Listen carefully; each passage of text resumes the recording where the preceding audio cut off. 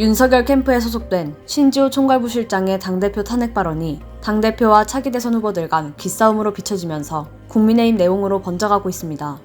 사건의 전말은 신지호 실장이 지난 11일 라디오에서 당대표 결정이라 할지라도 아무리 대한민국 대통령이라 할지라도 헌법과 법률에 근거하지 않은 것은 탄핵도 되고 그런 것 아닌가 라고 반문한 것에서 시작됐습니다.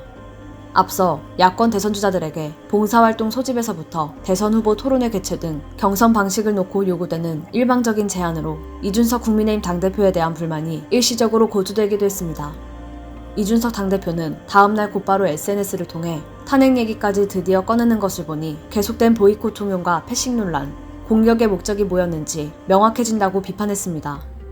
이어 원희룡 예비대선 후보가 타 후보의 보이콧 제안을 인정한 인터뷰 영상을 공유하며 뭐가 그리 잘못되어서 당내 행사 보이콧 종용을 하고 이제는 탄핵 거론까지 하는지 모르겠다고 지적했습니다. 나아가 이준석 당대표는 야권 대선 후보들 캠프에 들어간 중진 의원들을 하이에나라고 비유하며 권력욕을 부추기고 있다고 주장했습니다. 하지만 신지호 실장의 탄핵 발언이 일반론에 불과하다는 의견도 있었는데요.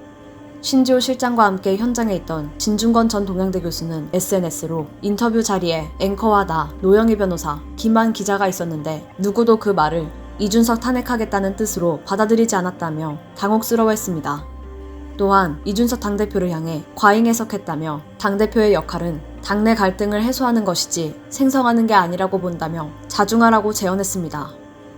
이준석 당대표 저격수인 김소연 변호사는 이미 오래전에 이준석은 당내 갈등이 있는 것처럼 언론에 흘려서 기사화하고 그것을 구도로 만드는 자라고 수차례 언급한 적이 있다고 말했습니다. 일명 갈등으로 먹고 사는 정치인이란 지적입니다.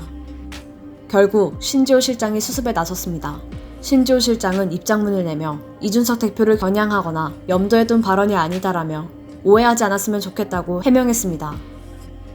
그러면서 논란은 저의 발언에서 비롯됐다며 잘못을 인정했습니다. 윤석열 예비 대선 후보는 12일 신지호 실장에게 본인이 잘못된 일이라 사과한 이상 지켜보겠다며 누구라도 법과 원칙에 따라 일해야 한다는 것은 일반론으로 볼 수도 있지만 탄핵이란 용어는 적절치 않았다고 지적했습니다. 아울러 당의 화합과 단결을 해칠 만한 언동을 절대 자제하라고 캠프 구성원 모두에게 당부했다고 덧붙였습니다. 하지만 이준석 당대표는 SNS로 탄핵 발언과 관련해 사과 전화나 문자는 일체 없었다며 어떤 신속하고 적절한 조치가 있을지 지켜보겠다고 상황을 밝혔습니다. 정권교체를 이루기 위한 야권 통합의 대의를 바라보며 마주한 이준석 당대표와 여러 야권 대선 후보들. 정권교체를 향해 같은 꿈을 꾸는 줄 알았지만 정권교체를 향해 가는 길은 각자의 입장만을 고려한 동상이몽이었습니다.